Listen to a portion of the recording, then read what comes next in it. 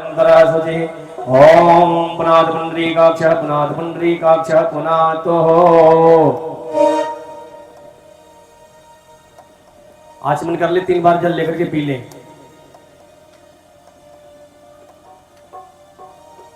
ओम केशवाय नमः, ओम नारायणाय नमः, ओम माधवाय नमः।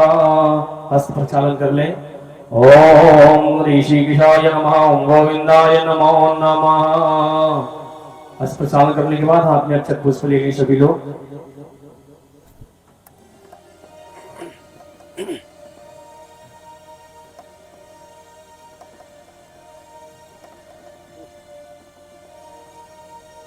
हाथ में अक्षत पुष्प ले लें।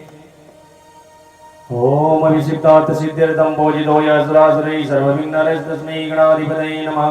सर्वमंगलमांगल्ये शिवे सर्वार्थसाधिके शरण्ये त्र्यंबके गौरी नारायणी नमस्तुते। जयंती मंगलाकाली भद्रकाली कपालिनी दुर्गा क्षमा शिवाय धात्री स्वाहा स्वधा नमस्तुते। ओम श्री गणेशाम्बिकाभ्यां नमः। आवाहयामि स्थापयामि। अक्षत पुष्प गद्दी पर छोड़े,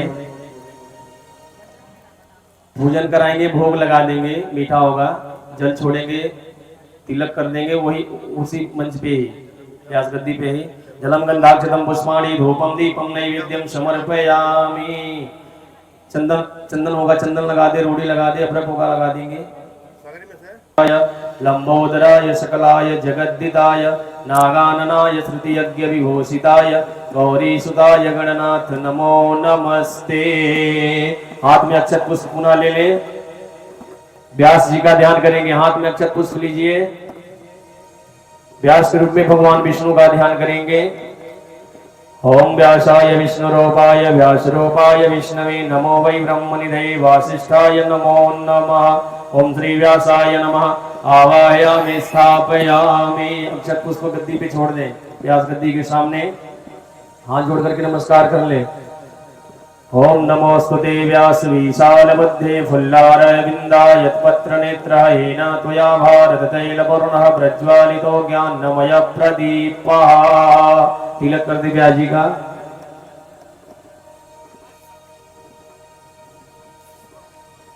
विप्र प्रसादात् धरणीधरोऽहं विप्र प्रसादात् कमलाबरोऽहं विप्र प्रसादात् अजितोऽजितोऽहं विप्र प्रसादात् मम राम नामं विप्र प्रसादात् मम राम नामम्।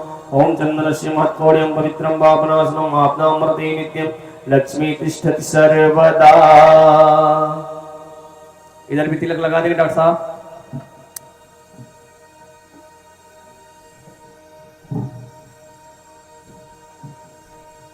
ईश्वरीं सर्वभूतानां तामिहोपहवेश्रियं तामिहोपहवेश्रियम्।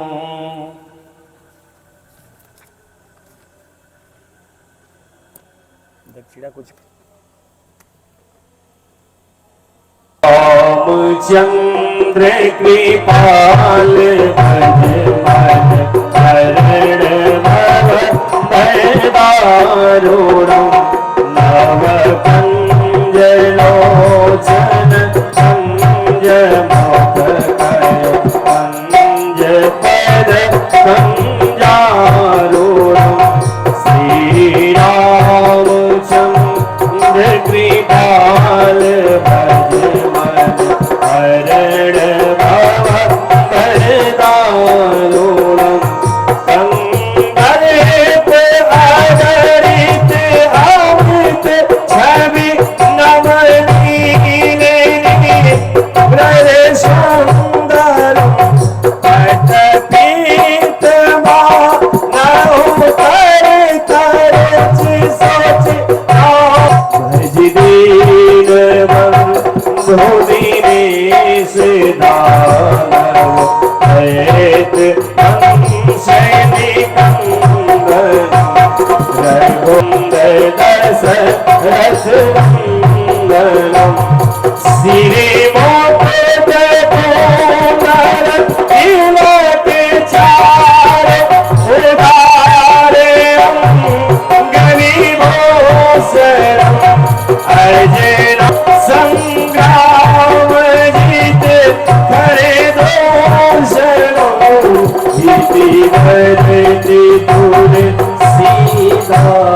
शंकर शीस मोरी मनोरंजन मम हृदय आदि कर करंजन मर जाहिरा शिव मिले सो बर सहज सो बर सावरो करुणारी राम सुजानो सीलो सरे जा मत रामो यही भाती को से सोनी सिया सहित हर सियली तुलसी भवानी मोदी कोनी कोनी मोदित मर मंदिर चली श्री रामचंद्र की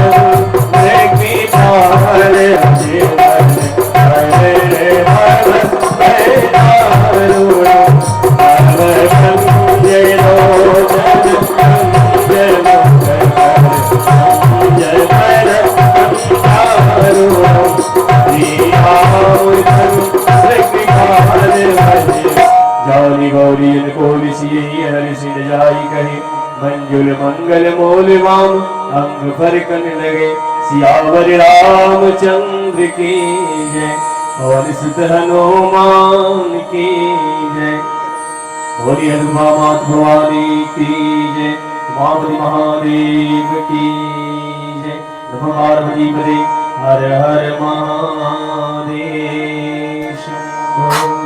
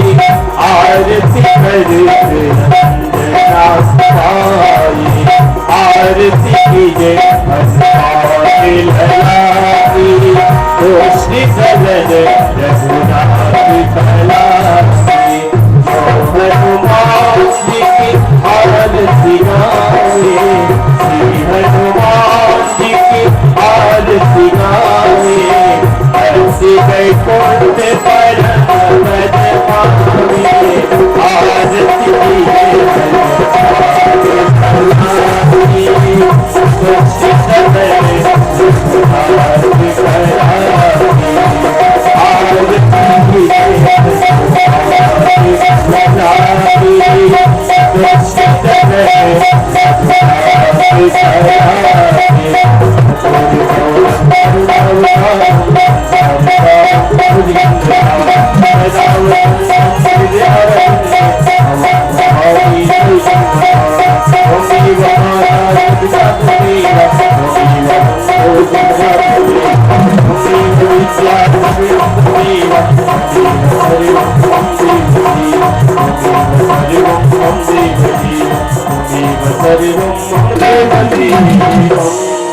ब्रह्मांड नियंता को प्रसन्न करने के लिए गहरी श्वास भरेंगे और 3 बार मेरे साथ साथ ओम का उच्चारण करेंगे।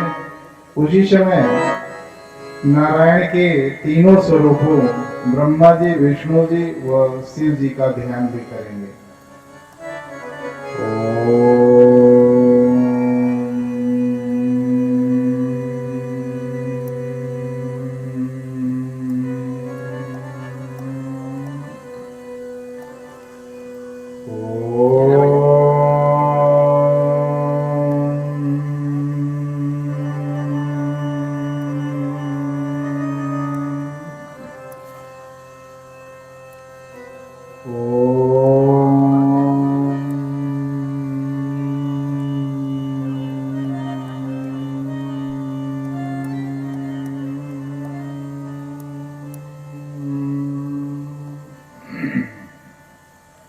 अब सब कुछ के निर्माता, पोषण करता, परिवर्तन करता, सर्वव्यापी, सर्वशक्तिमान, सर्वज्ञ भगवान को ब्रह्मांड की सारी आत्माओं के समुच्चय के रूप में नमन करेंगे। ओम श्री परमात्मने नमः। ओम श्री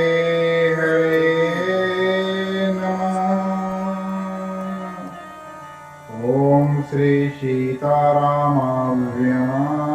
नमः। ओम श्री राधा कृष्णाभ्यां नमः। ओम नमो नारायणाय। ओम नमो भगवते वासुदेवाय। ओम श्री गणेशाय नमः। ओम श्री हनुमते नमः। ओम श्री मां दुर्गायै नमः। ओम श्री मां लक्ष्मी नमः। ओम श्री महासरस्वती नमः। ओम श्री गौरी पते नमो नमः। ओम श्री गुरु चरण कमलेभ्यो नमः। ओम श्री तुलसीदासाय नमः। ओम सर्वेभ्यो देवताभ्यो नमः। ओम सर्वेभ्यो देवीभ्यो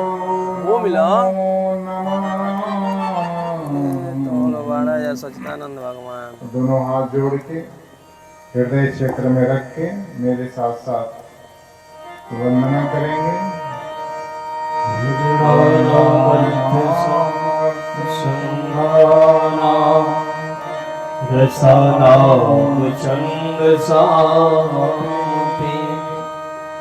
मंगलानां च कर्तारः वन्दे वाणी विनायको आदितस्य नमस्कारान् ये कुर्वन्ति दिने दिने आयुर्विद्या बलं वीर्यम् तेजस्ते साचं जायते कर्पूरगौरं करुणावतारं संसारसारं भुजगेन्द्रहारं सदा वसन्तं हृदयारविन्दे भवं भवानी सहितं नमामि लोकाभिरामं रणरङ्गधीरं राजीवनेत्रं रघुवंशनाथं कारुण्यरूपं करुणाकरं तं श्रीरामचन्द्रं शरणं प्रपद्ये श्रीरामचन्द्रं शरणं प्रपद्ये मनोजवं मारुततुल्यवेगं जितेन्द्रियं बोधिमतां वरिष्ठं वातात्मजं वानरयोत्तमोख्यं श्रीरामदूतं शरणं प्रपद्ये। बोले श्री रामचंद्र भगवान की जय। श्री गुरु चरण सरोजित निज मन मुकुर सुधार वरनौ रघुबर विमल जसो दायक फलचार उदेत धन के सुमिर पवन कुमार कल बुध में कभी कोई कलेश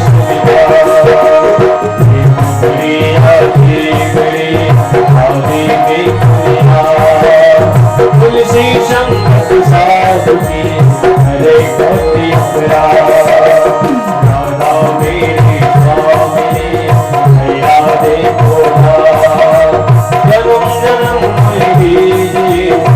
वृंदावन को सब द्वार देखो चार के मैं आयो तेरे द्वार ये विश्वास गुलाबी मेरी बोलिया राम जय जय राम सिया राम जय सिया राम राम जय जय राम सिया राम जय सिया राम मंगल भगवान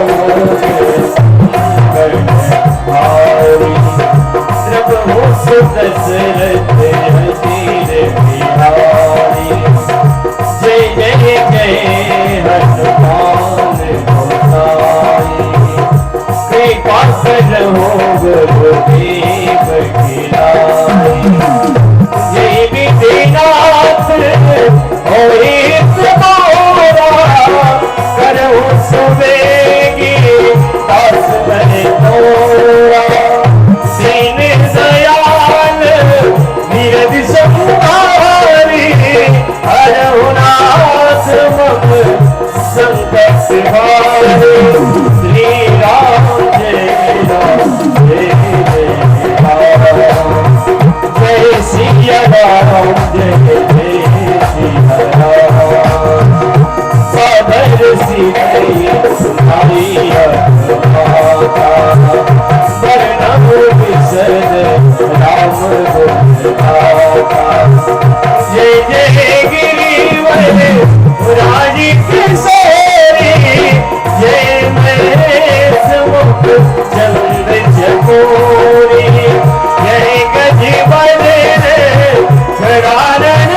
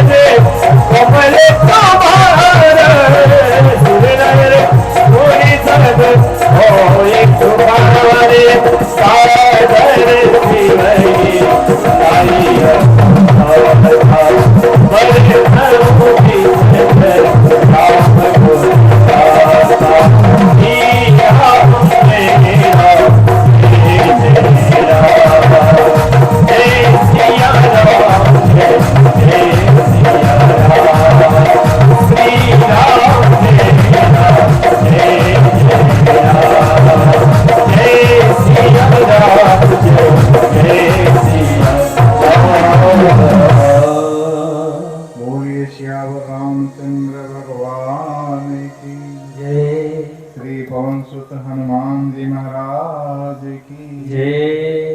अन्य सब देवन की जय। सब संतन की जय। सब भक्तन की जय। सब विप्रन बाबू कम कर दे की बाबा यार का नाम है हदवा ऐसे माँ बढ़ा। भवानी की जय।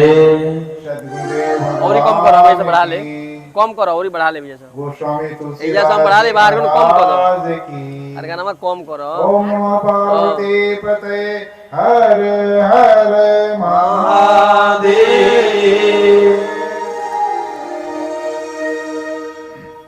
आइए बिल्कुल सहज अवस्था में शांत अवस्था में सरल अवस्था में मन की निर्मल अवस्था में चित्त की जागृत अवस्था में बैठ के मानस किंकर जी की संग चाहता हम सबके प्राणाधार, हम सबके रचयिता, हम सबके पोषण करता, हम सबके परिवर्तन करता परमात्मा का सुमिरन करते हुए वाईफाई खुलिए उनकी कथा के द्वारा अपने जीवन की व्यथा को दूर करने का प्रयास, पुरुषार्थ व अभ्यास करें। ये कथा शाश्वत कथा है जो युगों युगों में जीवंत बनी रही, सबको दिशा दिखाती रही, मार्गदर्शित करती रही और आज भी हमारे लिए ये कथा मार्गदर्शक है, प्रेरक है और कम करो वह हमें जीवंत बनाने के लिए अमृत जैसा है। कल कथा में हम लोग सुन रहे थे कि साक्षात भगवान भोलेनाथ, भगवान शिव, भगवान विश्वनाथ मैया सती के साथ कथा सुना उन्होंने। कथा सुनने का उद्देश्य हृदय की स्वच्छता, संशय का विनाश, भ्रम का विनाश था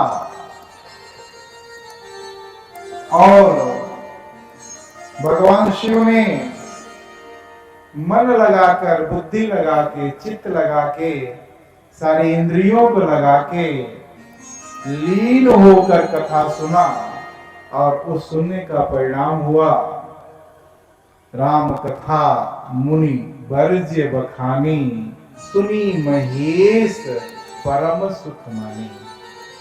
उनको परम सुख की प्राप्ति हुई।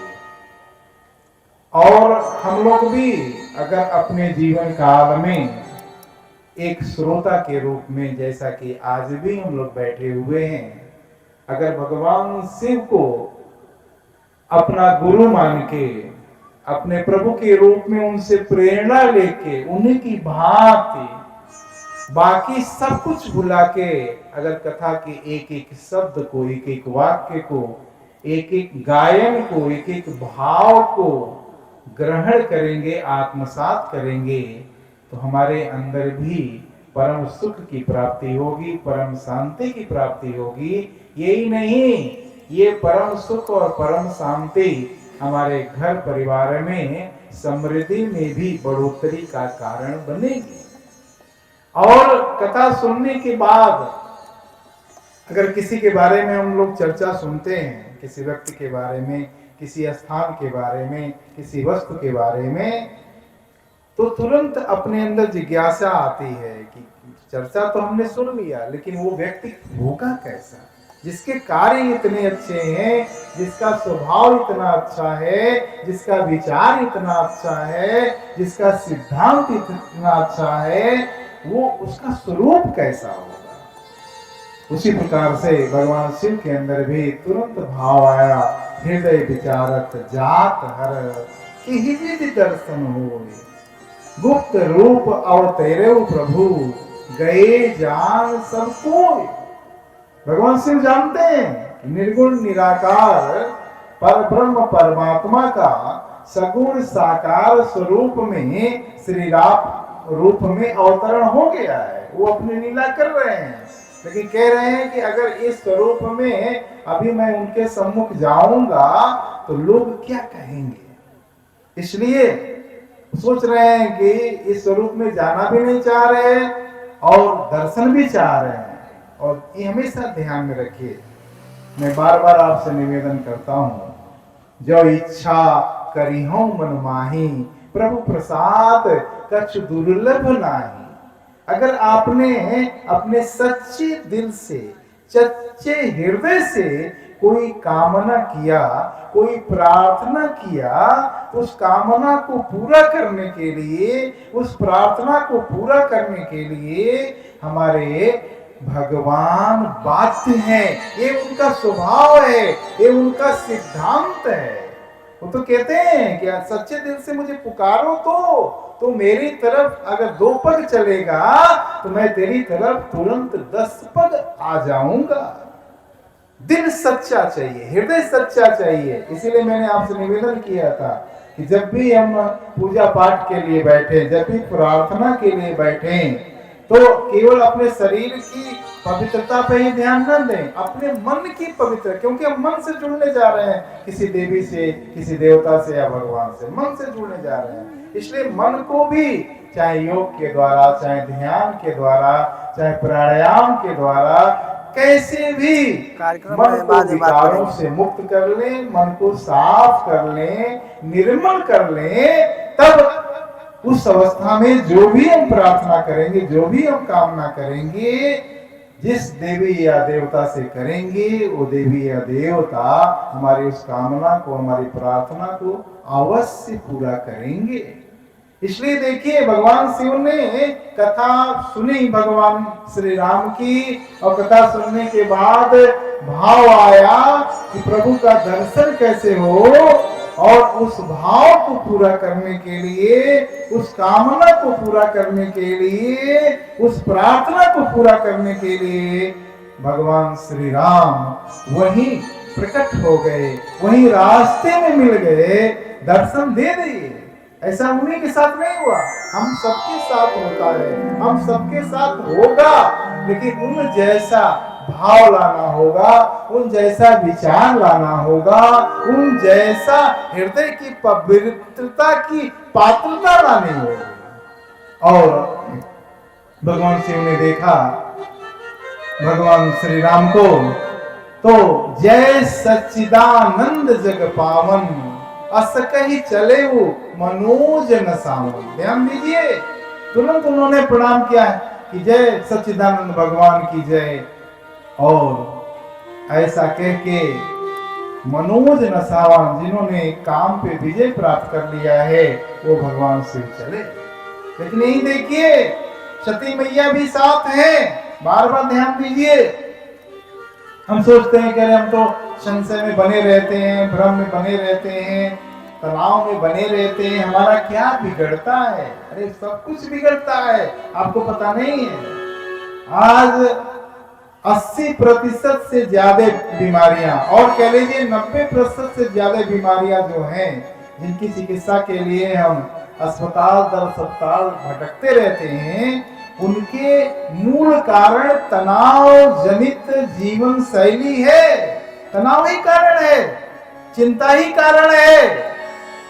इसलिए अगर हम तनाव युक्त हैं, चिंता युक्त हैं, तो पहली बात तो बीमारियों से घिर रहे हैं, हमारा शरीर कमजोर हो रहा है, जीवन कमजोर हो रहा है, और दूसरी बात हमारा मन गंदा हो रहा है, हमारा हृदय गंदा हो रहा है, और गंदे मन से निर्विकार परमात्मा की करुणा कृपा के अधिकारी हम नहीं बन सकते।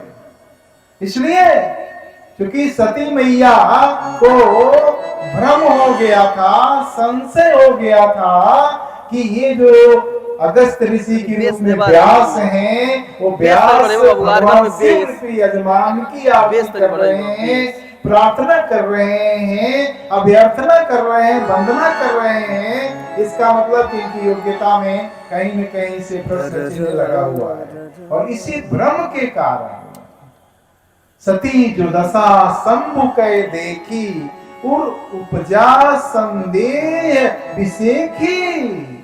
एक तरफ उन्हीं भगवान को भगवान शिव देख रहे हैं, उसी समय देख रहे हैं और तुरंत पहचान के और प्रणाम कर रहे हैं, प्रसन्न हो रहे हैं। और सती मैया भी देख रही है, लेकिन उनके अंदर संदेह जो पहले का था वो और बढ़ गया।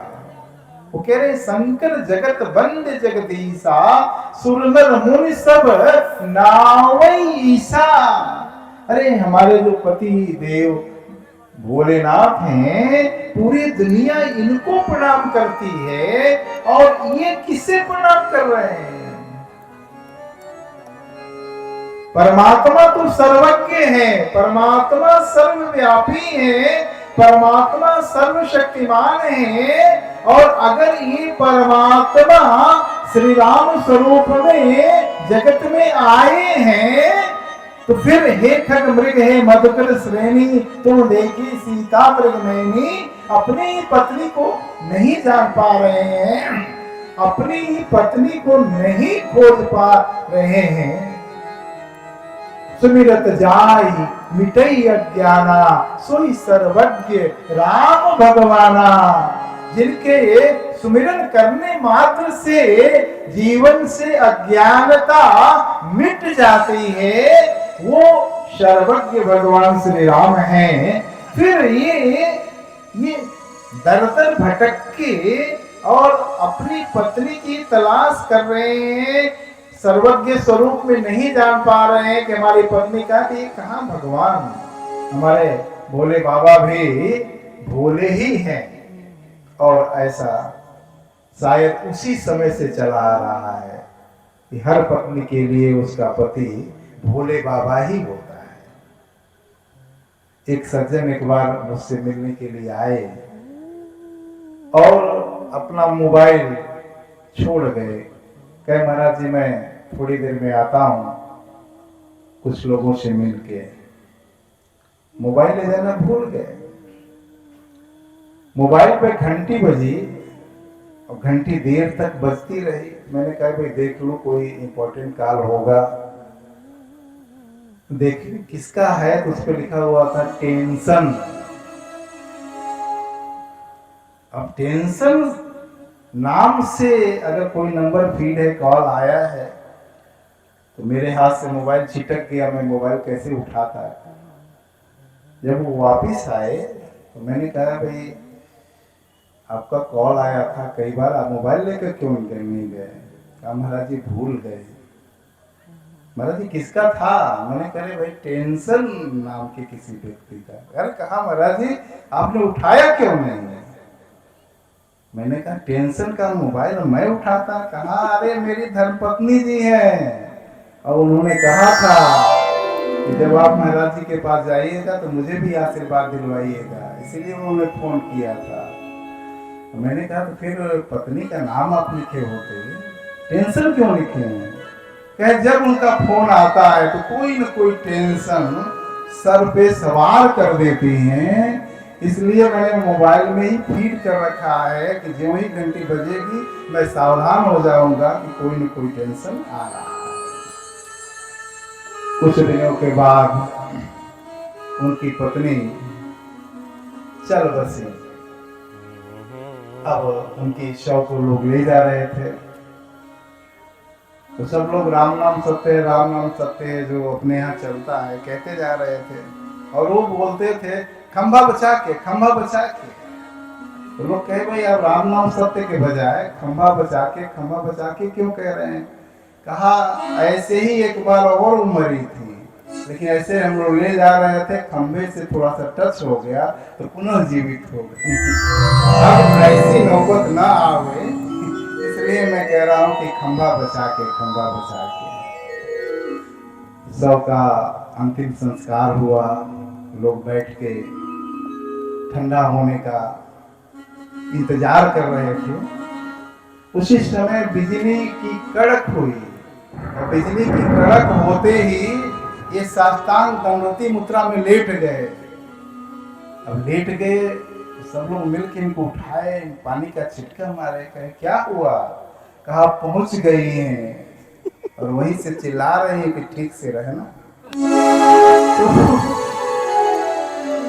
शायद भगवान शिव के समय से ही ये ऐसा चला आ रहा है कि पति को भोला समझना, और पति सिर्फ और सिर्फ मेरा है, मेरे अनुसार ही करे, ऐसा पत्नियों का प्रेम आज भी जारी है, आज भी चल रहा है। इसलिए मैया सती ने यही समझा कि हमारे पतिदेव, इनका नाम ही भोलेनाथ है, ये तो भोले है ही है, किसी को भी प्रणाम कर लेते हैं, पूरी दुनिया इनकी पूजा करती है, इनको प्रणाम करती है, और जो अपनी पत्नी को नहीं ढूंढ पा रहे हैं उनको से प्रणाम कर रहे हैं। तो पूछ रहे हैं, करे भाई भोलेनाथ आपने किसको प्रणाम किया? कहा अरे पूरी कथा जिनकी सुन के आप आ रही हो अभी अगस्त मुनि से, वही इष्ट देव प्रभु श्री राम है जिनको मैंने प्रणाम किया। कहा अच्छा, कहा विश्वास नहीं हो रहा है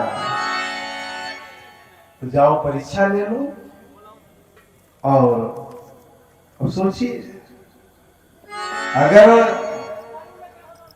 प्राइमरी की परीक्षा लेना है तो योग्यता व्यक्ति की जूनियर हाई स्कूल की कम से कम होनी चाहिए।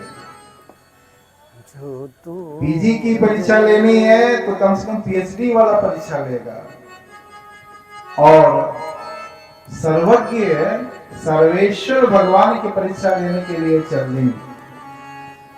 और हम लोगों को अपने पारिवारिक जीवन में ही सीखना है। पति अर्धांग होता है, पत्नी अर्धांगिनी होती है। इसलिए जो योग्यता जो क्षमता पत्नी के पास नहीं है वो अवश्य में पति के पास होगी, और जो पति के पास योग्यता और क्षमता नहीं है वो अवश्य में पत्नी के पास होगी। इसलिए अर्धांग और अर्धांगिनी कहा जाता है। इसलिए पति की हर सलाह को पत्नी को स्वीकार करना चाहिए, और पत्नी की हर सलाह को पति को स्वीकार करना चाहिए। भगवान शिव ने समझाया, लेकिन फिर भी उनके बुद्धि में ये बात समझ में नहीं आई तो उन्होंने तकरार नहीं किया। हम लोग तुरंत तर्क वितर्क करने लगते हैं, तुरंत मर्यादा बोल के क्लेश जीवन में लाते हैं। हम भगवान शिव से सोचे, उन्होंने समझाया लेकिन वो नहीं मानी, तो उन्होंने कहा हुई है सोई जो राम रच राखा, को करी तर्क बढ़ावे शाखा। यानी जीवन में कोई भी घटना बिना भगवान की योजना के होती है। या तो हमने कोई कर्म ऐसा किया है, उसके फल के रूप में ये कृत्य हमारे सामने आया है, वो भोग हमको भोगना है, और या तो हमारे जीवन में कोई प्रगति होने वाली है और वो योजना परमेश्वर को पता है, हमारे ईश्वर को पता है, हमारे प्रभु को पता है, हमारे भगवान को पता है, इसलिए वो कृत्य वो घटना हमारे जीवन में घटित हो रही है। इसलिए भगवान शिव ने कहा कि वही होगा जो भगवान को मंजूर है। और ये गई और जाके सीता मैया का, जानकी मैया का रूप धारण करके रास्ते में खड़ी हो गई। देखिए भगवान श्री कृष्ण ने अर्जुन से कहा, अर्जुन गुणान गुणेन वर्तते। एक कदम अगर कोई आप उठाते हो उससे अगले कदम अपने आप निर्धारित होते हुए चले जाते हैं।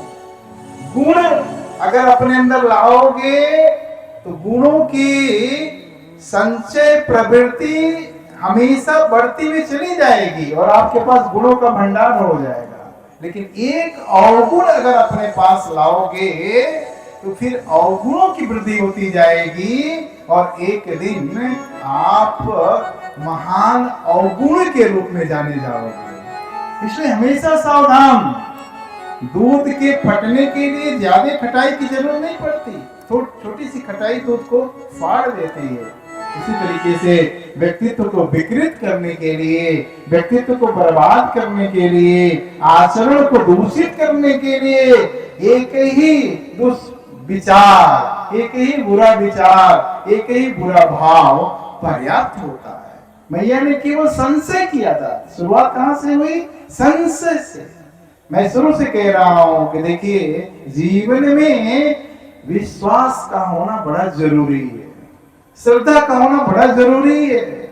इसलिए हमारे परमात्मा को, हमारे भगवान को विश्वासात्मक भी कहा जाता है। यानी सबसे पहला विश्वास अपने प्रति। अरे मैं तो उनकी 700 संतान हूं जो पूरे ब्रह्मांड के मालिक हैं, ब्रह्मांड के नायक हैं। सबसे बड़ा आत्मविश्वास, हम उनके हैं, वो हमारे हैं। और एक प्रार्थना भी बार बार की जाती है कि प्रभु मैं आपका हूं, आप हमारे हैं, ये बात मैं कभी भूलूं नहीं, ऐसी करुणा और कृपा करिए। फिर अपनों के प्रति विश्वास, जो हमारे परिवार में पति के रूप में, भाई के रूप में, पिता के रूप में, पुत्र के रूप में, पुत्री के रूप में, जिस भी रूप में परिवार में, उनके प्रति कि ये सृष्टि की संरचना में, सृष्टि की योजना में, ये कर्म के विधान में कई जन्मों के संबंधों के आधार पे हिसाब किताब बराबर करने के लिए कोई पत्नी के रूप में पति के पास आया है, कोई पति के रूप में पत्नी के पास, कोई माता पिता के पास संतान के रूप में आया है। ये जन्मों जन्मों का हिसाब किताब हो रहा है। इसलिए उसको अगर हमारा स्वभाव उनसे नहीं भी मिल रहा है, हमारा विचार उनसे नहीं भी मिल रहा है, तो हमें पूरा का पूरा स्वीकार्यता उनके प्रति रखना होता है, उनसे सामंजस्य बनाना पड़ता है। क्योंकि जिस प्रकार से कोई विद्यार्थी अगर किसी पाठ्यक्रम को कठिन मान के पढ़ना छोड़ देता है, तो बार बार उसे उसी कक्षा में फेल होना पड़ता है, उसी पाठ्यक्रम को पढ़ने के लिए दिया जाता है। उसी तरीके से संबंधों में है, अगर किसी भी संबंध को हमने मान लिया कि हमारे लिए ये अच्छे नहीं हैं, ये हमारे लिए अच्छे नहीं हैं, तो फिर बार बार उन्हीं संबंधों को हमें निभाने के लिए बाध्य करना पड़ता है। कभी बेटा के रूप में वो संबंध आएगा, कभी बेटी के रूप में आएगा, कभी पति के रूप में आएगा, कभी पिता के रूप में आएगा, कभी मालिक के रूप में आएगा, कभी नौकर या नौकरानी के रूप में झेलना पड़ेगा। इसलिए एक ही जन्म में क्यों ना उसको हम स्वीकार कर लें कि नहीं, ये हमारे हैं, हम इनके हैं, हमारा और इनका स्वभाव भले ही अलग है, हम इनके लिए त्याग करेंगे, ये हमारे लिए त्याग करेंगे, हम आपस में कभी भी टकराव उत्पन्न नहीं होने देंगे। ये हम भगवान शिव से सीखें। और यही कारण है कि देखिए, चूंकि हम लोगों को इस सतचंडी यज्ञ के आयोजन में रासलीला भी होनी है, रामलीला भी होना है, हवन का भी अपना समय नियत है, तो कहीं से भी कोई कटौती नहीं की जा सकती। तो हम लोगों के लिए कथा का जो समय है वो बहुत सीमित समय मिल रहा है, और ऐसा समय मिल रहा है जिस समय माताएं अपने किचन में होती हैं या लगन का भी सीजन चल रहा है। फिर भी जो मूल विषय हैं, मूल प्रसंग हैं, जिनसे अपने जीवन को हमें प्रेरित करना है, मार्गदर्शित करना है, उन्हें हम स्पर्श करने का प्रयास कर रहे हैं। इसलिए सती मैया जाती हैं और मां जानकी का रूप धारण करके रास्ते में खड़े हो जाती हैं, और जो सर्वज्ञ भगवान हैं वो तो पूरा ब्रह्मांड देख रहे हैं। और आपको भी मैं निमंत्रित करता हूं, आपके अंदर भी वो दृष्टि है। अगर अपनी साधना के द्वारा, अपनी तपस्या के द्वारा, अपनी भक्ति के द्वारा अगर आपका आध्यात्मिक चक्षु का जागरण हो गया, आपकी तीसरी नेत्र का जागरण हो गया, आपके विवेक का जागरण हो गया, आपके आत्मा का जागरण हो गया, तो आप यहीं बैठे बैठे पूरे ब्रह्मांड को देख सकेंगे। ब्रह्मांड में क्या हो रहा है, क्या नहीं हो रहा है, यहीं बैठे बैठे आपके जीवन में वही होगा जो आप चाहेंगे। आपके द्वारा भी इस जगत में वही होगा जो आप चाहेंगे। आपकी इच्छा के विपरीत, आपके संकल्प के विपरीत इस जगत में कुछ होगा ही नहीं। इसलिए मैया ने अगर मां जानकी का स्वरूप धारण किया, तुरंत भगवान पहचान गए, कहे अरे मैया आप अकेले यहाँ, भगवान भोलेनाथ कहाँ है? अब तो इनको काटो तो खून नहीं कि मैं तो जिस सीता मैया को खोज रहे थे उन्हीं का रूप धारण करके सामने खड़ी हूं कि तुरंत प्रिय प्रिय कह के पुकारते और मुझे समझ में आ जाता है इनकी भगवत्ता, लेकिन इन्होंने तो तुरंत मुझे पहचान लिया। अब इन्होंने जो आंख बंद किया, भगवान वहां से गायब और इनके चारों तरफ सीताराम भगवान मैया जानकी के साथ दिखाई दे रहे हैं। इनके रोम रोम में भगवान दिखाई दे रहे हैं। और यही हर भक्त के साथ, हर भक्ति के साथ होता है। क्योंकि इन्होंने कथा सुना था, ठीक है, उसको ग्रहण नहीं किया था, धारण नहीं किया था। ग्रहण और धारण भगवान शिव ने किया था, लेकिन केवल कथा मंडप में बैठ के कथा के प्रति समय देने का परिणाम हुआ कि गलती के बावजूद भी भगवान ने अपने अनंत स्वरूप का दर्शन दिया। वहां से लौट के आते हैं, भगवान शिव पूछते हैं, हाँ ले आई परीक्षा? अब देखिए, ये जान नहीं है कि हमारे पति भोलेनाथ भगवान शिव त्रिकालदर्शी हैं, त्रिनेत्रधारी हैं, इसलिए इसे झूठ छिप नहीं सकता। झूठ बोल रही हैं कि नहीं प्रभु, मैं परीक्षा कैसे ले सकती हूँ? जैसे आपने प्रणाम तो बड़ा हृदय से किया था, उस समय मैं प्रणाम नहीं कर पाई थी, तो अकेले में प्रणाम करने गई थी, प्रणाम करके आशीर्वाद ले आई। तब शंकर देखे उधर ध्याना, सती जो कीन चरित सब जाना। तब भगवान शिव ने अपनी तीसरी आंख खोला और तीसरी आंख से सती मैया ने जो चरित्र किया था वो देख लिया। उन्होंने कहा, अच्छा, जगन माता सीता का आपने रूप धारण किया है, तब तो आप हमारी इष्ट मां हुई, अब आप मेरी पत्नी के रूप में नहीं रह सकती। तुरंत उन्होंने त्याग किया, मन से त्याग किया। बार बार पूछ रहे हैं कि भाई भोलेनाथ आपने क्या प्रण लिया, क्या प्रण लिया? हमको बता नहीं रहे, लेकिन संकल्प कर लिया कि अब ये हमारी मातृसत्ता हो गई, मैं इन्हें पत्नी के रूप में नहीं देखूंगा। और उसके बाद से ध्यान में लग गए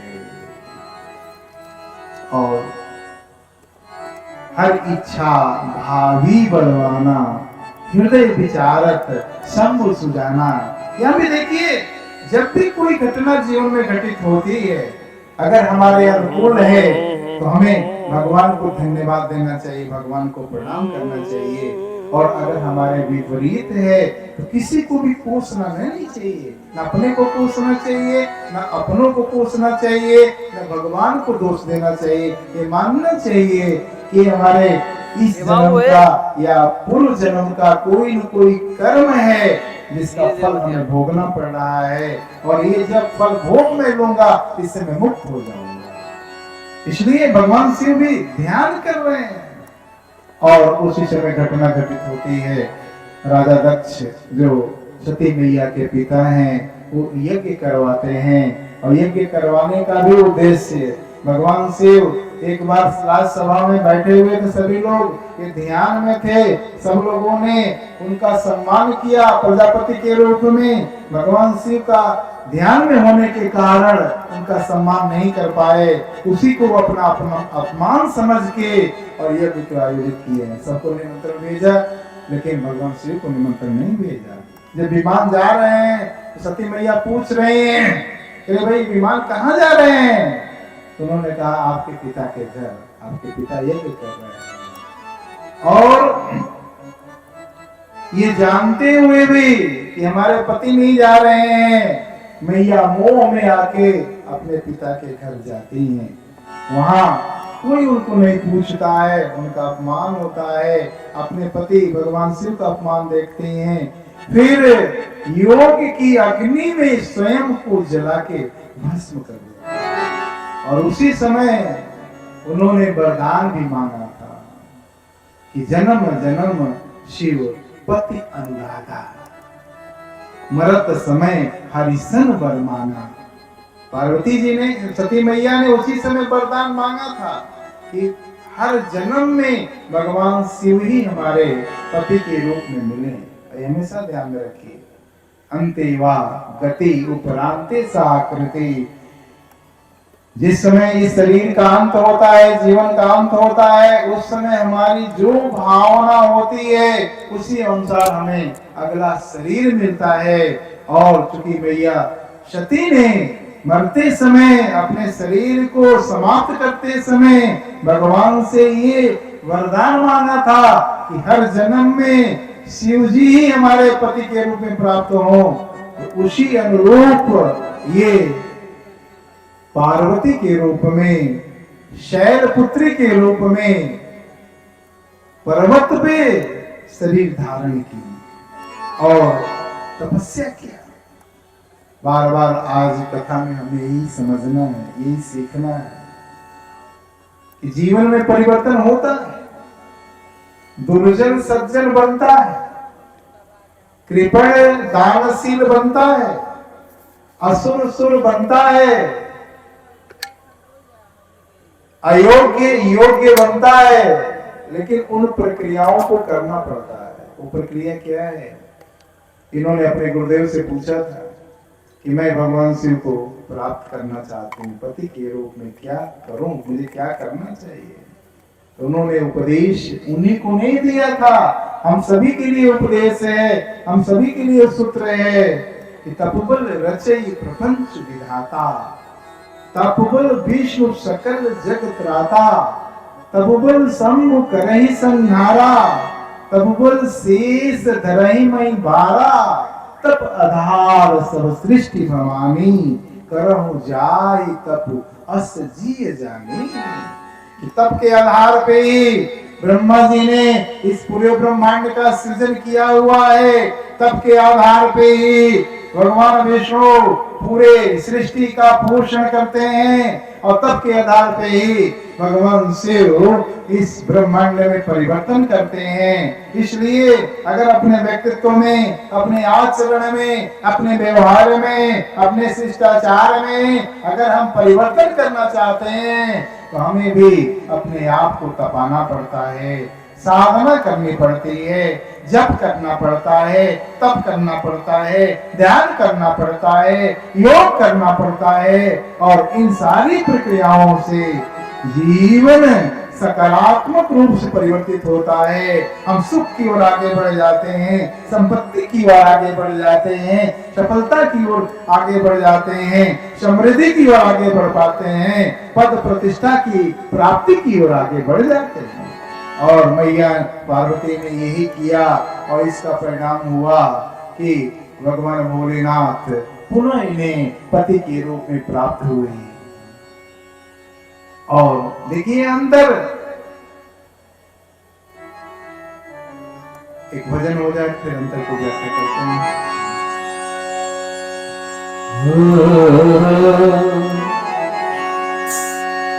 अगर नाथ देखोगे अरे अवगुण हमारे, अगर नाथ देखोगे अवगुण हमारे, अगर नाथ देखोगे तो हम कैसे भरोसे, तो हम कैसे भरोसे लगेंगे किनारे। अगर नाथ देखोगे अवगुण हमारे, अगर नाथ देखोगे।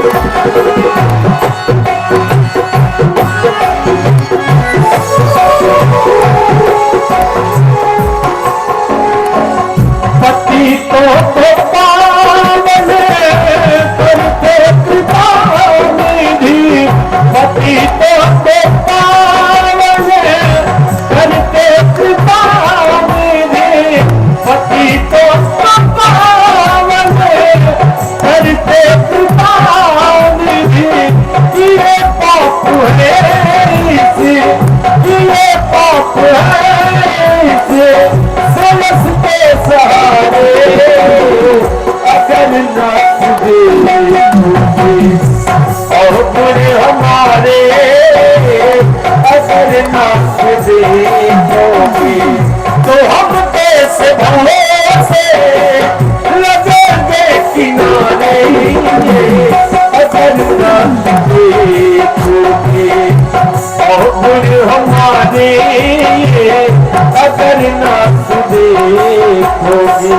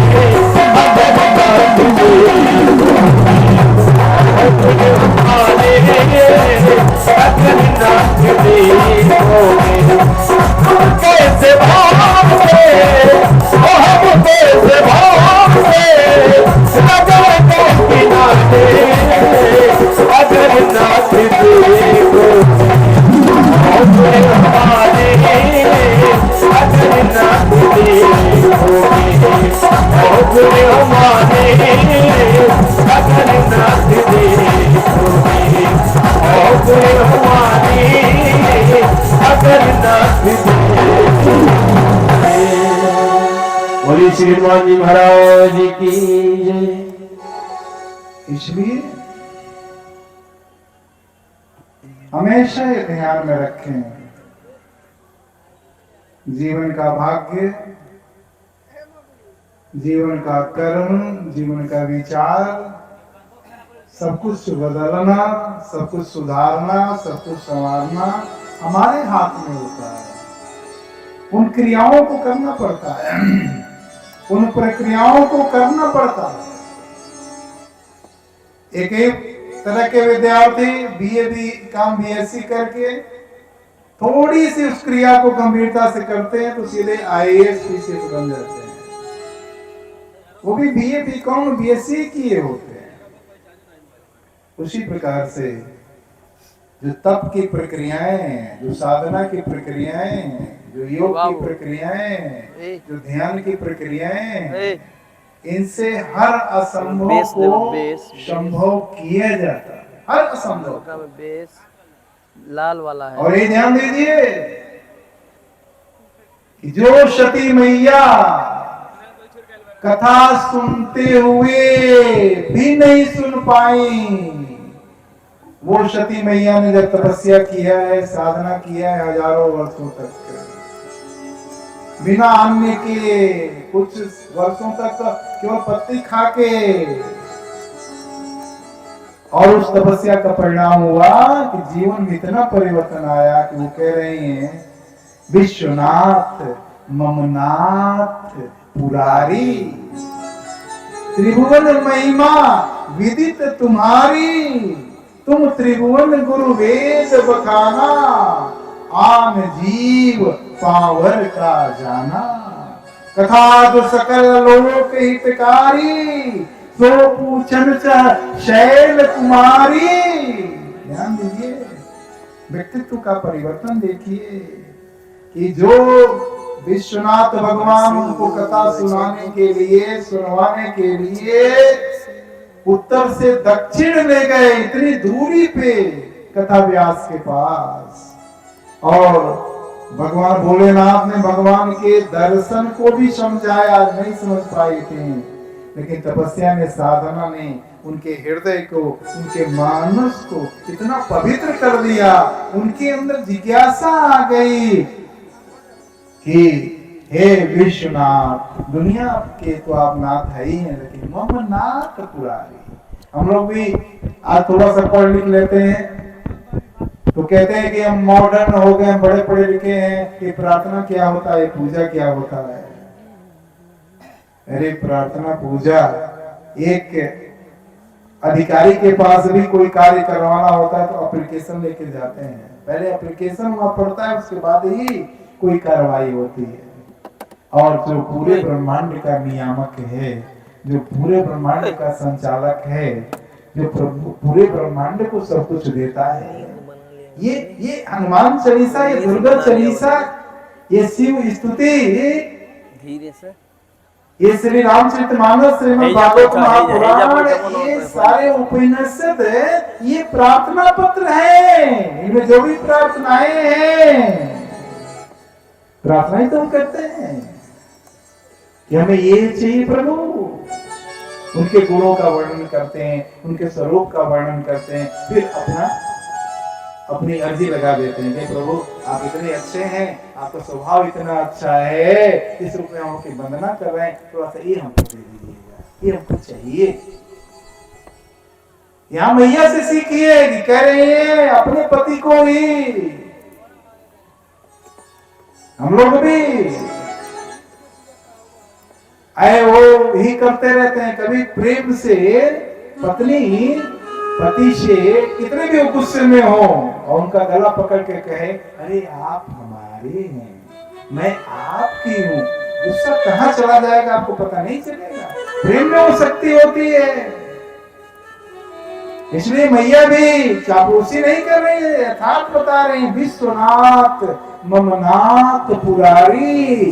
हे विश्वनाथ, आप पूरे विश्व के तो नाथ हैं, लेकिन मेरे भी नाथ हैं, मेरे भी नाथ हैं। त्रिभुवन महिमा विदित तुम्हारी, ये पूरा त्रिभुवन जानता है, पूरा ब्रह्मांड जानता है। तुम त्रिभुवन गुरु वेद बखाना, सबके गुरु आप हैं। भगवान शिव से ही अक्षरों की उत्पत्ति, शब्दों की उत्पत्ति, सारे गीतों की, सारे गायनों की उत्पत्ति, सब कुछ, सारा ज्ञान, सारी विद्याएं भगवान शिव के डमरू से ही आई हैं। तो क्या कह रहे हैं? कथा जो सकल लोक हितकारी, सो पूछन चह शैल कुमारी। हे प्रभु, जो कथा हर लोक में सर्वांगीण हित करती है, वो मैं सुनना चाहती हूँ, मुझे सुनाइए। जैसे मैं ध्यान आपका दिलाना चाहता हूँ, ये व्यक्तित्व का परिवर्तन है, ये व्यक्तित्व की पवित्रता है। अशुद्धता दूर हुई, शुद्धता आई, और तुरंत भगवान को जानने की, भगवान को पाने की, भगवान का स्वरूप जानने की, भगवान के स्वभाव जानने की जिज्ञासा उत्पन्न हो गई। और भगवान शिव ने धन्यवाद दिया है, धन्य धन्य गिरिराज कुमारी, तुम समान नहीं को पुकारी। पूछे रघुपति कथा प्रसंगा, सकल लोक जग पावन गंगा। तुम रघुवीर चरण अनुरागी, कीने प्रश्न जगत हित लागी। भगवान शिव धन्यवाद दे रहे हैं मैया को, धन्य धन्य गिरिराज कुमारी। दो बार धन्यवाद दे रहे हैं कि आपको धन्यवाद है, आपको धन्यवाद है। का प्रभु क्यों धन्यवाद कर रहे हैं? भैया धीरे बोलो आप लोग यार, इतना शोर मचाते हो, कितना बजाएं तो हाथ आवाज चली जाए। न कहीं वृद्धाश्रम मैंने खोला है, न गुरुकुल खोला है, न कहीं पानी पीने के लिए प्याली बनवा दिया हो। मैंने तो ऐसा कुछ नहीं किया है, गौशाला भी नहीं चलवाया। आप धन्यवाद क्यों दे रहे हैं? कहा ये जो पूछ रही हो, पूछे वो रघुपति कथा प्रसंगा, भगवान राम के चरित्र के बारे में, उनके अवतार के बारे में जो जिज्ञासा पैदा कर रही हो, ये सकल जगत में, सकल काल में लोगों का कल्याण करेगा। और जिस कार्य से जगत का कल्याण होता हो, जगत का भलाई होता हो, उस कार्य को कराने वाले को बार बार धन्यवाद देना ही पड़ता है। मैं भी यहाँ बैठ के आपको कथा सुना रहा हूं और आप सुन रहे हैं। हम लोगों को भी धन्यवाद देना चाहिए। किसको किसको देना चाहिए भैया, बताइए?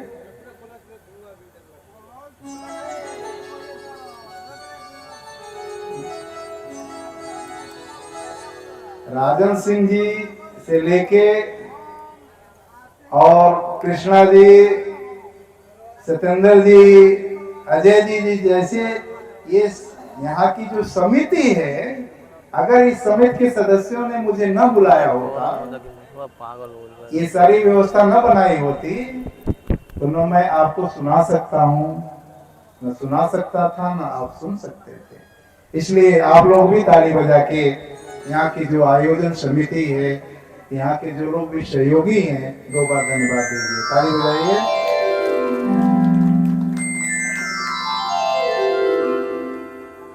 और भगवान शिव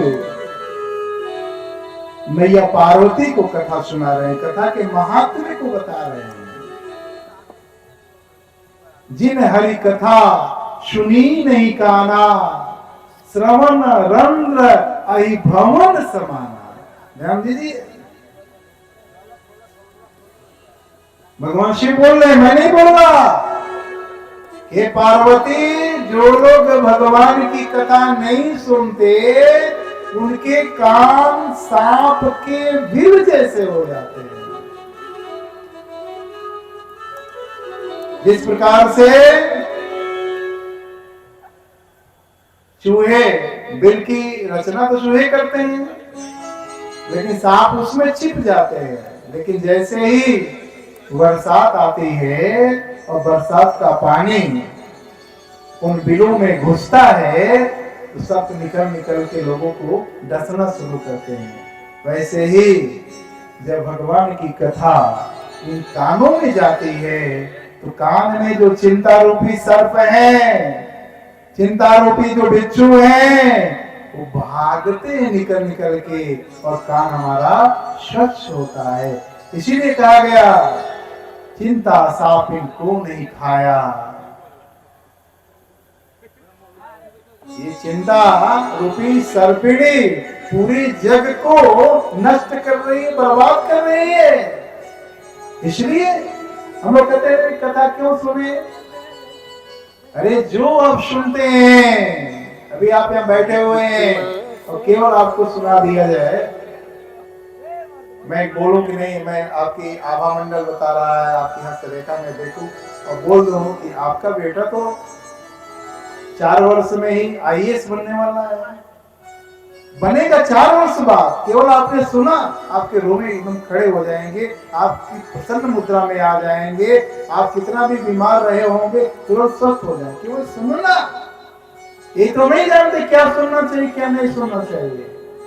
सुनना हमारे जीवन को निर्धारित करता है, हम क्या सुन रहे हैं, क्या हम देख रहे हैं, ये हमारे जीवन को निर्धारित करता है। यही अगर अजगर आ जाए तो कितने लोग बेहोश हो जाएंगे, कुछ नहीं करेगा, केवल देख के। शेर आ जाए केवल देख के, दृश्य तरंगे, श्रवण तरंगे, ये हमारे जीवन की संरचना को, जीवन के निर्माण को, जीवन की अधोगति को निर्धारित करते हैं। और भगवान भोलेनाथ कह रहे हैं, ये हरि कथा हृदय नहीं आनी, जीवित 100 समान थे प्राणी। जिन्होंने भगवान की कथा सुन के धारण नहीं किया, ध्यान दीजिए, ये हम सभी के लिए बता रहे हैं। चाहे गीता प्रेस का श्री रामचरितमानस अनुवाद से पढ़ लीजिए, चाहे रामायण रामानंद सागर जी का सीरियल देख लीजिए, चाहे हमारे जैसे कथा व्यासों से कथा सुन लीजिए, कुछ भी। अगर आप हमेशा ध्यान में रखिए, खासकर जो बच्चे और बच्चियां जो बैठे हुए हैं, जिस प्रकार से कोई भोजन अगर शरीर में पचता नहीं तो वही भोजन हमें कमजोर करता है, बीमार करता है, उसी प्रकार से कोई भी विचार, कोई भी तथ्य अगर हम अपने मस्तिष्क में ग्रहण कर रहे हैं, वो हमें याद नहीं हो रहा है, आत्मसात नहीं हो रहा है, तो वो हमें मानसिक रूप से बीमार करता है, कमजोर करता है। एनसीआर दिल्ली में मैं कथा कर रहा था और वहां अखबार आया, तो अखबार की हेडिंग मैंने देखा, पहले हेडिंग में ही था कि एनसीआर के लगभग 13% बच्चे शुगर के मरीज हो गए। मैंने कहा रे, ये शुगर, ये डायबिटीज तो वृद्धावस्था की बीमारी है। ये टीनेजर यानी 13 वर्ष से लेके 19 वर्ष की आयु के बच्चे और बच्चियां कैसे शुगर के मरीज हो गए हैं। तो फिर मैंने उसको जब डिटेल में पढ़ा तो पता चला कि इनके ऊपर जो पाठ्यक्रम का बोझ लादा गया है, ये बच्चे और बच्चियां मन से पढ़ नहीं रहे हैं, इसको ग्रहण नहीं कर रहे हैं, इन्हें याद नहीं हो रहा, इन्हें समझ में नहीं आ रहा, इसीलिए इनको चिंता और तनाव की बीमारी हो रही है। और चिंता और तनाव की बीमारी के कारण ही इन्हें शुगर हो रहा है। ये मेडिकल कॉलेज का मैं सर्वे बता रहा हूं, ऐसे कहीं मनगढ़ंत कहानी नहीं, सर्वेक्षण है। आज भी बीएचयू आपके नजदीक है, हाई बीपी के, हार्ट के, शुगर के पेशेंट एडमिट हो रहे हैं, बच्चे और बच्चियां। इसलिए हमारे रामचरितमानस में यही बच्चे, दिल्ली पढ़ने वाला बालक, दिल्ली पढ़ने वाली बालिका जो थोड़ा सा अपने को मॉडर्न मान रहा है, तो कह रहा है कि भाई Krishna is a mythical hero, black hero of Indian mythology, जो सर्वव्यापी, सर्वशक्तिमान, सर्वज्ञ हमारे भगवान है, उनको ब्लैक हीरो ये बच्चे कह रहे हैं। सोचिए इनका भविष्य क्या होगा। ये पूरा का पूरा विज्ञान है, ये पूरी की पूरी तकनीक है जीवन में सब कुछ प्राप्त करने का, सफल होने का भी इसमें सिद्धांत बताया गया है, सूत्र बताया गया है, मेरिट में आने का भी सिद्धांत और सूत्र बताया गया है। इसलिए भगवान शिव मैया पार्वती को ही नहीं कह रहे, हम सभी को कह रहे हैं। यही कथा हो रही थी, हम लोग भी भागवत सुनते हैं और सुनाते हैं। राजा परीक्षित सुन रहे थे, 3 दिन बीत गया, गुरुदेव सुखदेव ने कहा राजन लगातार कथा सुन रहे हो, अब विश्राम कर लो, विराम कर लो, थक गए होगे। राजा परीक्षित ने कहा गुरुदेव नहीं नहीं, मुझे तो परम शक्ति की प्राप्ति हुई है, मेरी शक्ति बढ़ गई है, मेरी ऊर्जा बढ़ गई है, मेरी शांति बढ़ गई है। जीवन तो मैंने बहुत विश्राम किया होगा, बहुत विराम किया होगा, एक एक पल मुझे लगातार कथा सुनाइए। और लगातार 7 दिन तक बिना सोए, बिना विराम किए कथा सुना उन्होंने। यही नहीं, माताएं बैठी हुई हैं आज भी भारत में, नवरात्रि में एक से एक मां पड़ी हुई हैं, जो अपने हृदय क्षेत्र पे कलश स्थापित करके लेटी हुई अवस्था में 9 दिन का व्रत करती हैं। एक माँ है भोपाल में, वो नवरात्रि के दिनों में व्रत और साधना के बल पे केवल आप फोन के द्वारा एक आवाज केवल बोल दीजिए, आपको न नाम बताना है, न जन्म स्थान बताना है, न जन्म तारीख, कुछ नहीं बताना है, केवल आपकी आवाज सुन लेगी। चाहे आप जय श्री राम बोलिए, चाहे जय श्री कृष्णा बोलिए, चाहे राधे राधे बोलिए, कुछ भी बोलिए, केवल आवाज की तरंग जानी चाहिए।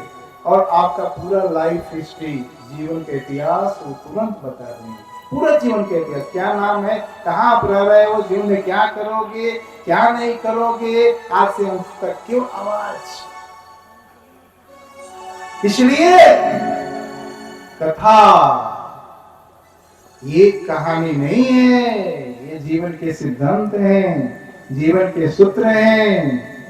क्या खाना है ये भी इसका भी उल्लेख है, क्या नहीं खाना है इसका भी उल्लेख है, कब बोलना है, कितना बोलना है, कैसे बोलना है, इसका भी उल्लेख है।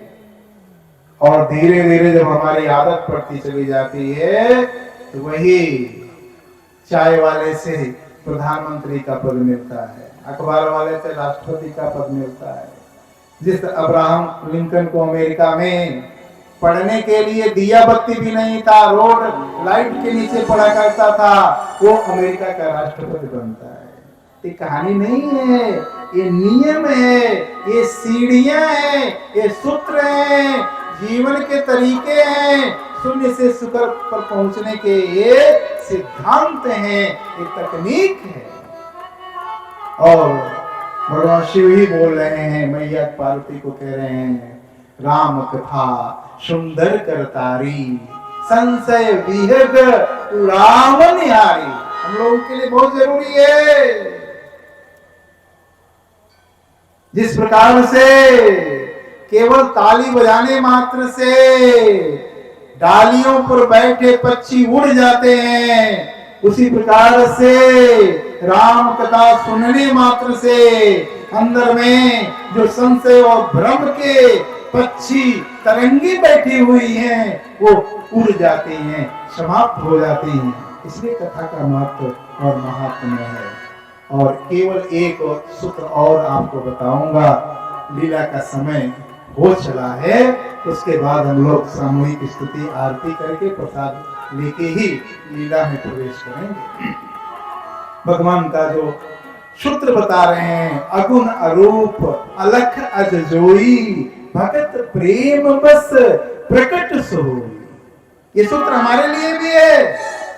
आज भी भगवान प्रकट होते हैं, आज भी भगवान दर्शन देते हैं, लेकिन जिसकी दृष्टि पवित्र हो जाती है, जिसकी दृष्टि सूक्ष्म हो जाती है, उसके जीवन में उसके ऊपर भगवान की करुणा और कृपा दिखाई देती है।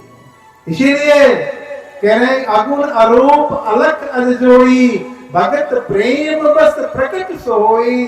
कि अगर निर्गुण निराकार परब्रह्म परमात्मा को सगुण साकार स्वरूप में आप दर्शन करना चाहते हो तो आपके अंदर प्रेम तो प्रकट हो। हम लोग भी आजकल के बच्चे बच्चियां लव को प्रेम कह रहे हैं। वो लव प्रेम नहीं है, वो लस्ट है, वो विकृति है। गीत के वास्ते कामना चाहिए, कर्म के वास्ते साधना चाहिए। प्यार को वासना न समझना कभी, प्यार के वास्ते तपना चाहिए, प्यार के वास्ते तपना चाहिए। प्रेम में स्वार्थ नहीं होता। अगर एक प्रेमी प्रेमिका को देख के उसके लिए अपना सब कुछ न्यौछावर करने के लिए तैयार है, प्रेमी प्रेमिका को देख के, प्रेमिका प्रेमी को देख के अपना सारा सुख, अपनी सारी संपत्ति, अपनी सारी मनोकामनाएं अगर न्यौछावर करने के लिए, बलिदान करने के लिए तैयार है, तो वो प्रेम है। पुत्र और पुत्री अपने माता पिता के लिए अपनी सारी कामनाएं, अपनी सारी समृद्धि, सारी सफलता त्याग करने के लिए तैयार है, तो माता पिता के प्रति पुत्र और पुत्री का प्रेम है। यदि अपने राष्ट्र के लिए अपना सर्वस्व न्यौछावर करने के लिए कोई नागरिक तैयार है तो उसका राष्ट्र के प्रति प्रेम है। और वही अगर पूरे ब्रह्मांड के प्रति उसके अंदर सर्वे भवन्तु सुखिनः का भाव है, वसुधैव कुटुम्बकम का भाव है, सब में वो परमात्मा को देख रहा है और परमात्मा के लिए ही जी रहा है, तो वो परमात्मा के प्रति प्रेम है। भगवान किस रूप में आएंगे आपको बता के थोड़े आएंगे, उनके तो अनंत स्वरूप है। यही बिहार आपसे समीप में है, विद्यापति जी महाराज यहीं के संत थे। भगवान भोलेनाथ के बहुत बड़े भक्त थे, बहुत सेवा करते थे, बहुत पूजा करते थे भगवान शिव की। भगवान शिव इतने प्रसन्न हो गए कि एक बालक का रूप धारण करके उनके घर चले आए और आके कहने लगे, मेरे कोई है नहीं, मुझे रख लो सेवा में। अरे क्या चाहिए तुझे, क्या पगार चाहिए, क्या तनख्वाह चाहिए? मैं कुछ नहीं चाहिए, मुझे जो भोजन करोगे, प्रसादी ग्रहण करोगे, वही मुझे भोजन प्रसादी ग्रहण करा देना और विश्राम के लिए स्थान दे देना, और कुछ नहीं चाहिए। क्या नाम है तुम्हारा? तो मेरा नाम उगना है। और एक बालक के रूप में भगवान शिव अपने भक्त विद्यापति जी महाराज की सेवा करने लगे। सेवा करते करते कुछ दिन बीत गए। विद्यापति जी महाराज को किसी आश्रम में जाना था, जंगल होके जाने लगे, थकान हो गई, प्यास लग गई। कहे उगना, जरा पानी ले आना, देखना किसी कुटिया उटिया में कोई पानी पड़ा हो, प्यास लगे। कमंडल दे दिया। अब उगना गए, इधर देखे उधर देखे, कहीं पानी की दूर दूर तक झलक नहीं मिल रही थी।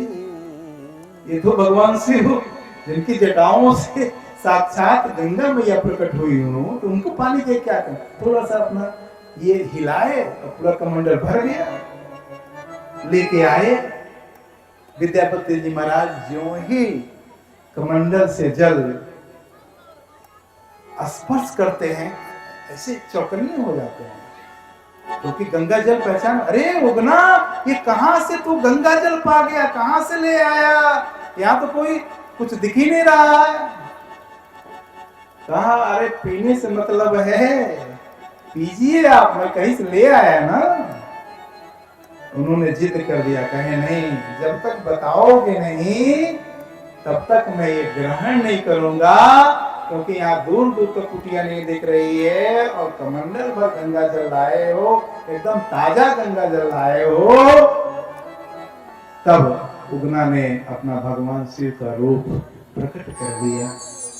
विद्यापति जी महाराज बहुत रोए, पैरों में लिपट गए, प्रभु हमसे कितनी गलती हुई होगी, आप एक बालक के रूप में आए, कितनी बार मैंने आपको झिड़का होगा, डांटा होगा, मेरा जूठन आप खाते रहे। भगवान शिव ने कहा कि तुमने इतना मुझे प्रसन्न किया, मेरी इतनी सेवा की है, इतनी पूजा की है, कि तेरे साथ रहने का मेरा दिल आया और रहने के लिए आया। कहा, प्रभु अब प्रकट रूप में अगर इतने दिन रहे तो अब तो हम आपको जान गए, कुछ दिन प्रकट रूप में भी मेरे साथ रह लीजिए।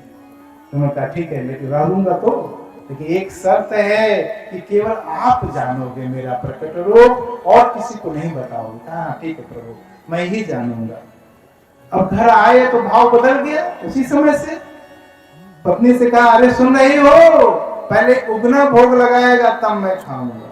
उन्होंने कहा, अच्छा सठिया गए हो, जैसे जैसे बूढ़ा होते जा रहे हो, पहले नौकर का जूठन खाने चले हो।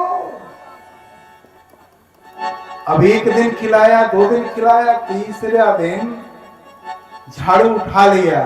तो कहा, अरे उगना, ये हमारे पतिदेव तो सठियाई गए हैं, तो भी होश में नहीं है, अपने मालिक को जूठा खिला रहा है। और ज्यों झाड़ू उठाते हैं, विद्यापति जी महाराज ने झाड़ू पकड़ लिया। अरे भोली, अरे भोली, अरे पहचानती हो तू, किसके ऊपर झाड़ू उठा रही हो? कहा, नहीं, कौन है? कहा, तेरे बाबा भोलेनाथ, तेरे भगवान शिव है। इसलिए आज भी निर्गुण निराकार परब्रह्म परमात्मा सगुण और साकार रूप ग्रहण करते हैं। कभी विद्या के रूप में, कभी ज्ञान के रूप में, कभी शक्ति के रूप में, कभी क्षमता के रूप में, कभी संपत्ति के रूप में, कभी जन के रूप में, कभी गुरु के रूप में। इसलिए हमेशा ध्यान में रखिए, प्रेम चाहिए। हरि व्यापक सर्वत्र समाना, प्रेम ते प्रकट होई मैं जाना। लकड़ी में अग्नि पूरा पूरा छिपी हुई है, जब तक माचिस की तिली नहीं जलाओगी तब तक उसमें से अग्नि बाहर नहीं आएगी। उसी प्रकार से आपके हृदय में प्रेरणा के रूप में, आपके रोम रोम में चेतना के रूप में परमात्मा विराजमान हैं। आपके आंखों को कौन प्रकाश दे रहा है? जिस दिन परमात्मा के प्रति भक्ति इन आंखों में आपकी कम हो जाएगी, इन्हीं आंखों की ज्योत कम होती हुई जाएगी, तमाम अंधे आपको मिले होंगे। जिस दिन परमात्मा के प्रति ये सेवा के हाथ आपके कमजोर होने लगेंगे, तो ये हाथों की कमजोरी भी बढ़ने लगेगी। ये पैर जिस दिन परमात्मा की तरफ चलने से रुकने लगेंगे, ये पैर भी कमजोर होने लगेंगे। इसलिए हमारा एक एक कदम, एक एक कल्पना, एक एक चिंतन, एक एक भाव, एक एक दर्शन, एक एक श्रवण गोविंदम समर्पे परमात्मा के लिए हो, परमात्मा को हो, परमात्मा के कारण हो। श्री राम में सब जग जानी, करम उपनाम जोर जुग पाने का भाव हो, तब हमारे अंदर परमात्मा का प्रकटीकरण होगा। और इसके लिए प्रेम जरूरी है। एक छोटा सा भजन, और भजन के बाद सामूहिक स्तुति और आरती करके प्रसाद लेके हम लोग आसमान। जो प्रेम गली में आए नहीं प्रिय तम का ठिकाना जाने प्रेम गली में आए नहीं प्रिय तम का ठिकाना क्या जाने जो प्रेम गली में, जो प्रेम गली में आए नहीं, जो प्रेम गली में आए नहीं प्रिय तम का ठिकाना क्या जाने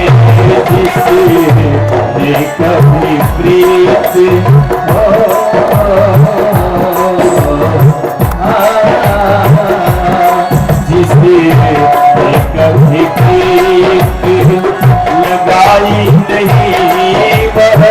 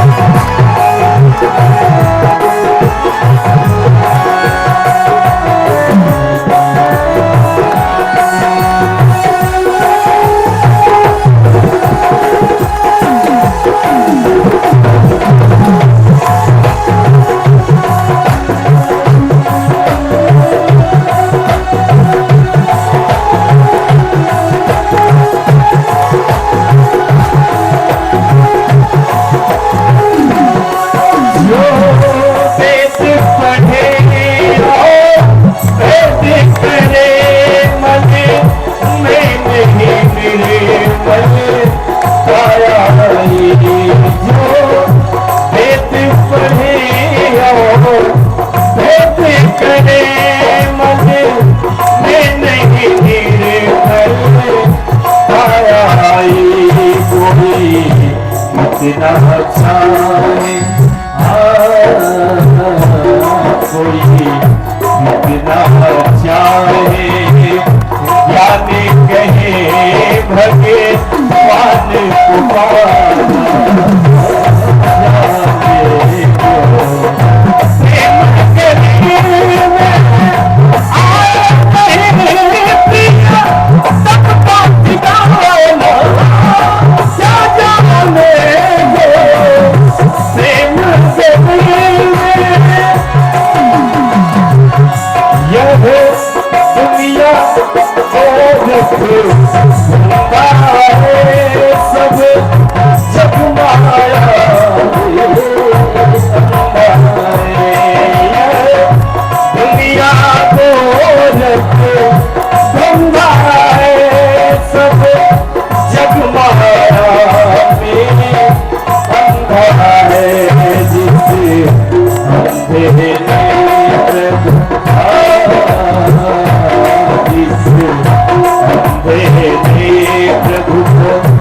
देखा नहीं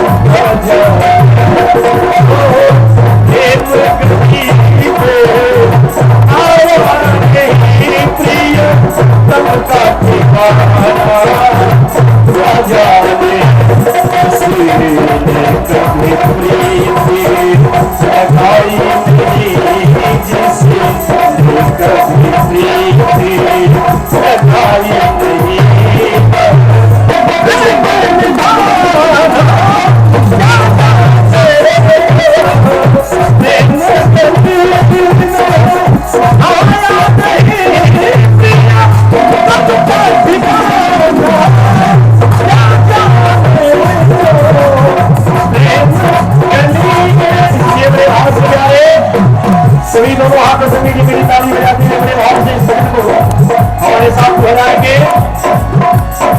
नाम तुम्हारा निहारा, नाम तुम्हारा निहारा, जाने कब दर्शन होगा। नाम तुम्हारा निहारा, जाने कब दर्शन होगा। जिसकी रचना इतनी सुंदर, जिसकी रचना इतनी सुंदर, वो कितना सुंदर होगा। जिसकी रचना इतनी सुंदर, वो कितना सुंदर होगा। नाम तुम्हारा निहारा, जाने कब दर्शन होगा।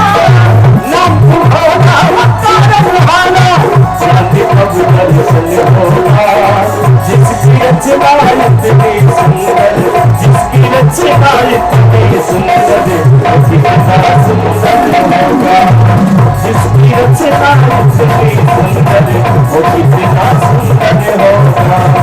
दिन दयाल करुणा के सागर, जग में नाम तुम्हारा है। भटके हुए हैं हम भक्तों के, तुम्ही एक सहारा है। तुम्ही एक सहारा है, तुम्ही एक सहारा है। जग में पार उतरने को आप, जग में पार उतरने को अब, तेरी भक्ति का सुमिरन होगा।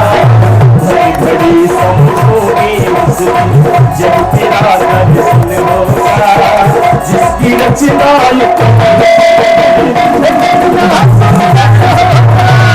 जिसकी रचना इतनी सुंदर, वो कितना सुंदर होगा। प्रेम करीना आया नहीं पिया,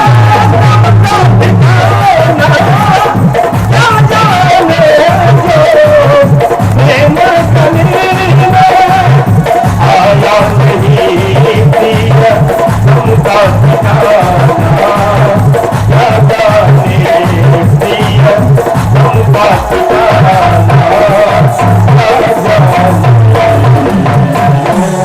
बोली श्यामली सरकार की जय। अब सब लोग खड़े हो आरती जाएं आरती आरती। और सामने चले आए और बारी बारी से आरती लेते हुए सामूहिक आरती और स्तुति करके प्रसाद लेके फिर लीला में प्रवेश करें। आरती के लिए आ जाए। हमेशा भगवान की आरती के समय खड़े होके भाव में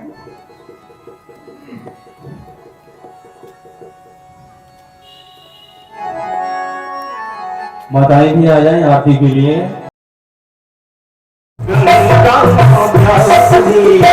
जिसने सारी दुनिया तारी, जिसने सारी दुनिया तारी,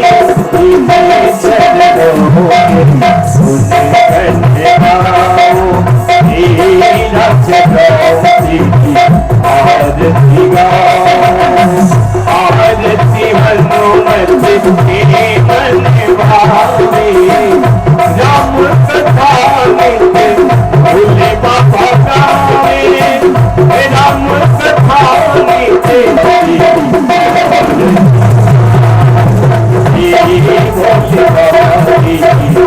आरती आरती आओ करे आपको मनाओ मनाओ। आरती आओ करे आपको मनाओ। ये ना जगाओ तेरी आरती गाओ, ये ना जगाओ तेरी आरती गाओ। सुखी हो कोई बहुत पानी, गुरु की रूप भगवान के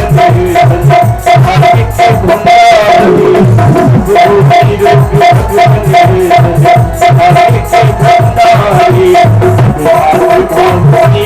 रूप भगवान के भंडारी। भगवान देखे हनुमान के कोई इसकी पढ़ इसकी बसी संसार सब दुखिया नहीं नको। बसी संसार सब दुखिया नहीं नको।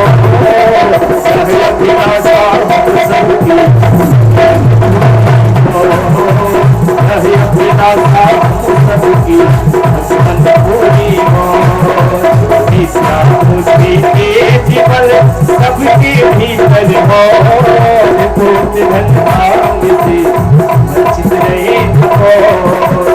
आपकी भक्ति प्रेम से मन हो में भरपूर, राग द्वेष से चित मेरा वो सुभागे दूर प्यारे, वो सुभागे दूर। मेरे भरोसा आपका हमें सदा जगते, आशा तेरे राम की बनी रहे हमें। आपसे हमें बचाइए करके दया दया, अपना भक्त बनाइए सबको करो निहार।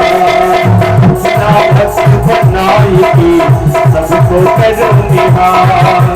दिल में दया उतारता मन में प्रेम अपार, हृदय में धारे दीनता वे मेरे करता, हृदय में धारे दीनता वे मेरे करता। आप जोड़ विनती करो सुनिए कृपा निधान, साधु संगत दीजिए दया धर्म का दान। साधु संगत दीजिए दया धर्म का दान। संकट हरे मंगल मूर्ति हो, राम लखन सीता सहित हृदय बसो सुरभरो। राम लखन सीता सहित हृदय बसो सुरभरो। बार बार आगे हो हर्ष देव प्रियं, बार बार आगे हो हर्ष देव प्रियं। गज सरोज अनुपायनी भक्ति सदा सत्संग, गज सरोज अनुपायनी भक्ति सदा सत्संग। हरे रामा राम रामा हरे हरे, हरे कृष्णा कृष्ण कृष्ण हरे हरे। हरे रामा राम राम हरे हरे, हरे कृष्णा कृष्ण कृष्ण हरे हरे। राम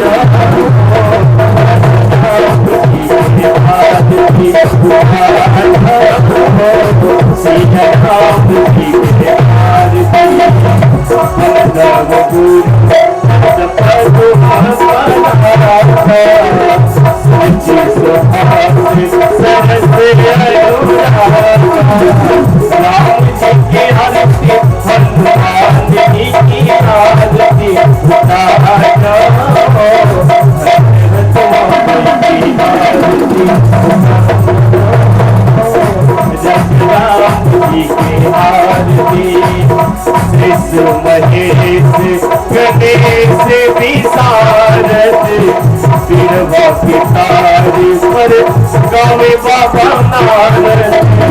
वैदिक मंत्र उच्चारा, वैदिक मंत्र उच्चारा।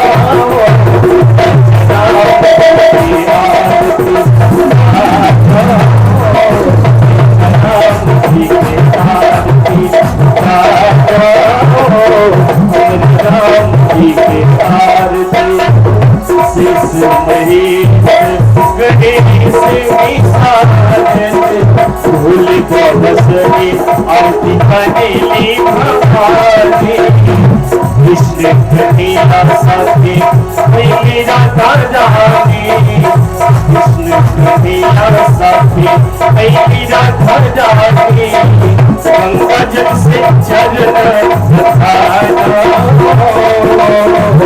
बिगड़ल भाग हमारा हमारा राम जी की आरती राम जी की आरती सीताराम जी की आरती कर्पूरी गौर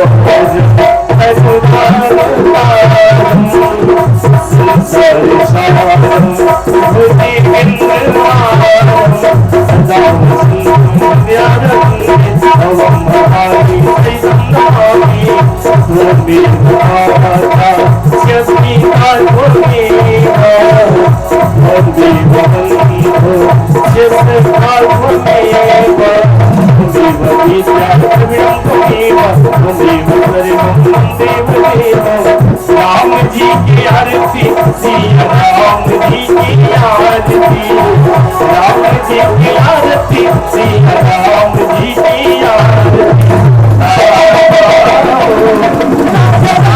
जी के हनुमान जी की आरती